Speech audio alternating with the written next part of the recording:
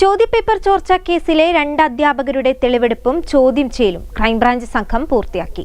തുടർന്ന് ഇരുവരെയും വിചാരണ കോടതിയിൽ ഹാജരാക്കി. മലപ്പുറം കോൽമണ്ണ തുമ്പത്ത് വീട്ടിൽ ഫഹദ്, കോഴിക്കോട് പാവങ്ങാട് ചാപ്പങ്കണ്ടി വീട്ടിൽ ജിഷ്ണു എന്നിവരെയാണ് കോടതി റിമാൻഡ് ചെയ്തത്. കോഴിക്കോട് ക്രൈംബ്രാഞ്ച് ഡിവൈഎസ്പി ഇ സുനിൽകുമാറിന്റെ നേതൃത്വത്തിലുള്ള അന്വേഷണ സംഘമാണ് നടപടികൾ പൂർത്തിയാക്കിയത്.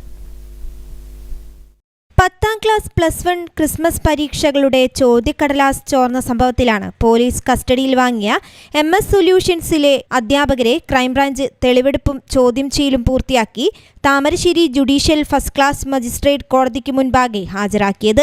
മലപ്പുറം കോതൽമണ്ണ തുമ്പത്ത് വീട്ടിൽ ഫഹദ്, കോഴിക്കോട് പാവങ്ങാട് ചാപ്പങ്കണ്ടി വീട്ടിൽ ജിഷ്ണു എന്നിവരെയാണ് കോഴിക്കോട് ക്രൈംബ്രാഞ്ച് ഡിവൈഎസ്പി സുനിൽകുമാറിന്റെ നേതൃത്വത്തിലുള്ള അന്വേഷണ സംഘം വ്യാഴാഴ്ച വൈകിട്ട് വിചാരണ കോടതിയിൽ ഹാജരാക്കിയത്. ഇവരെ കോടതി റിമാൻഡ് ചെയ്തു.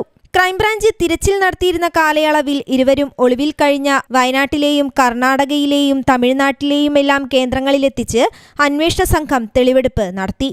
കർണാടക ചാമരാജൻ നഗർ ജില്ലയിലെ ഗുണ്ടൽപേട്ട്, തമിഴ്നാട് നീലഗിരി ജില്ലയിലെ ഗൂഡല്ലൂർ, മസനഗുഡി, ഊട്ടി, വയനാട് ജില്ലയിലെ പൂക്കോട്, കൽപ്പറ്റ തുടങ്ങിയ സ്ഥലങ്ങളിലെത്തിച്ചാണ് തെളിവെടുത്തത്.